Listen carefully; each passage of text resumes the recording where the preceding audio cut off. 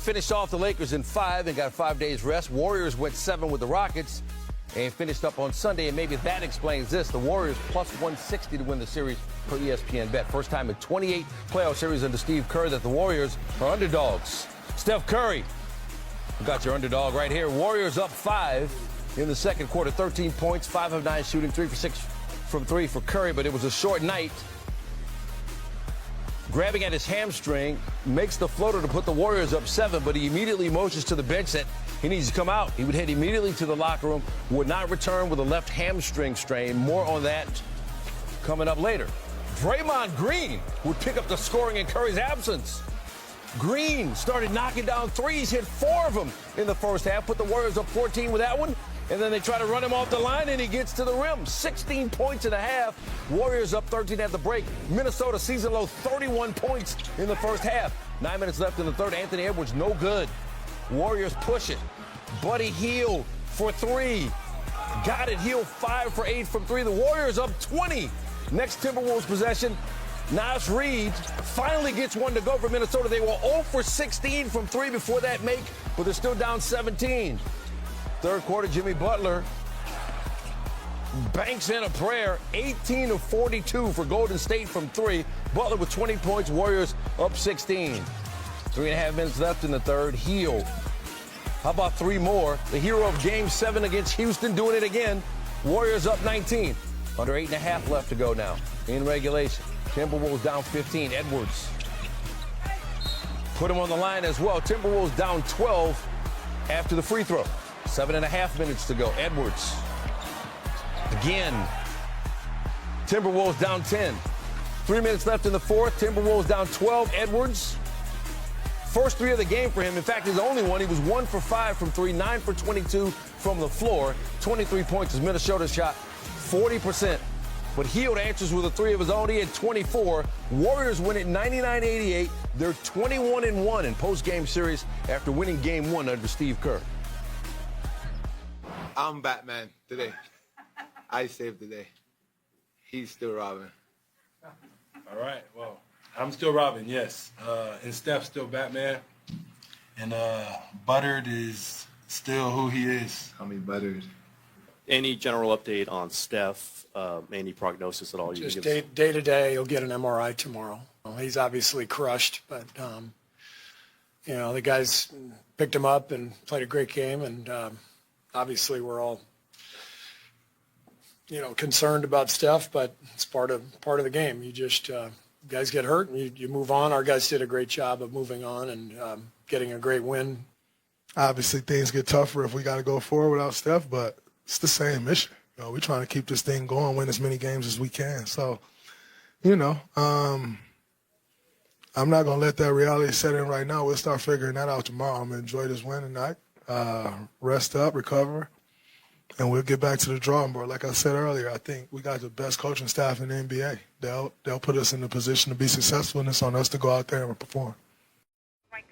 Playoffs sometimes create unexpected heroes, and Buddy Hield has been one so far. He's made 14 three-pointers over his last 2 games. He's the 5th player in NBA postseason history with at least 14 made three-pointers in a 2-game span, and he's the 3rd different Warrior to do it. I think you know the other 2, Steph Curry and Klay Thompson. Now, let's listen to Chris Finch after his team lost at home in Game 1. What is there to talk about? I mean, you're the leader of the team, and you got to come out and set the tone. You know, in all ways that happens. And if your shot's not going, like you still have to carry the energy. Coach was saying that he relies on you to set the tone from the start, and he didn't quite see that. Do you feel like you were off at all just in that department, or just kind of the way you started the game? Nah. I feel like I played great defense. I just couldn't do nothing on offense, so, yeah. You guys going 12 for 76 over the last 2 games is the worst three-point shooting in the history of the NBA playoffs. And for a team that was 4th in three-point percentage and 5th, I think, three-pointers made.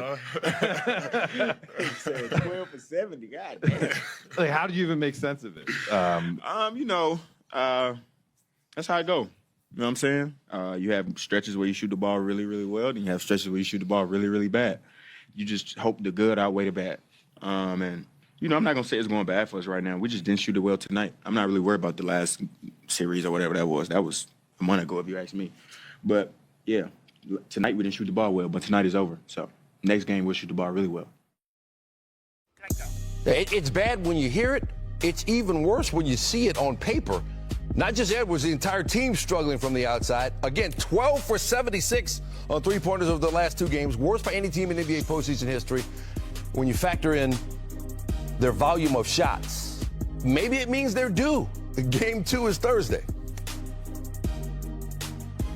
All right, let's talk about it with Chiney Ogwumike, who joins us here in studio.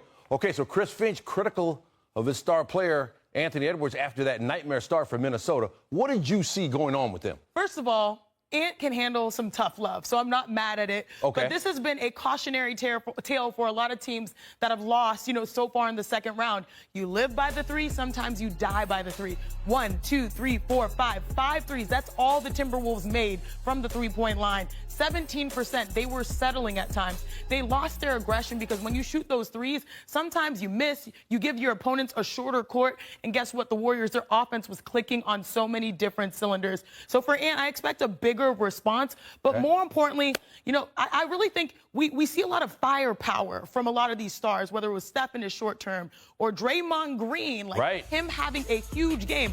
I knew that Draymond Green was going to show up defensively, but I did not have an offensive game from Draymond on my bingo card. Knocking down 4 threes himself, that shows you how competitive they are, how bad these teams want to win. And I think he's just showing that Ant, we need more from you even when the ball is not going in. All right, so Steph Curry with the hamstring, but Steve Kerr has the luxury of one in his pocket now. Doesn't have to rush him back, but he's got a game plan without him for a full game now. What does that look like for each team? This is why you put all the chips in the middle of the table and you got Jimmy Butler. To start the season, we've been talking about we have to extend Steph Curry's prime. Jimmy Butler is a capable scorer. He is also someone that holds his teammates accountable. People forget. It was when he was like 28 or 29. That's when he was a T-Wolf. He's not that same guy. Back then, when he was a T-Wolf, he wanted to be the top dog. Now he's all about sharing that winning feeling. Do you see Buddy Hield? That's because Jimmy is speaking life into him. So even though you may not have Steph Curry, you still have a decent squad with tremendous experience. For the Minnesota Timberwolves, this is your opportunity to strike. You had the 6th best defense in the regular season. And now, without Steph Curry, you have to look around and say, the greatest shooter of all time is not on the floor. We should be able to compete. We can't play Rudy off the floor. Rudy has to be an anchor, getting rebounds and providing us some defensive energy. But still, you can never count Golden State out. All right, Game 2 Thursday. Game 2 Thursday for the Pacers and Cavaliers, too, back in Indiana. Cleveland. Flow with Wendy on this one because I think Minnesota having home court advantage, you need to protect your home turf. You certainly don't need to be falling down based off of all the things that you just said, Perk, because of Steph Curry's hand injury, because of the pelvic injury that Jimmy Butler had, because Draymond Green is undersized and what have you. When you look at the Minnesota Timberwolves coming into this series, they should be the favorites, considering their size and their defensive prowess, considering Jaden McDaniels and the way he's been able to defend against Steph Curry.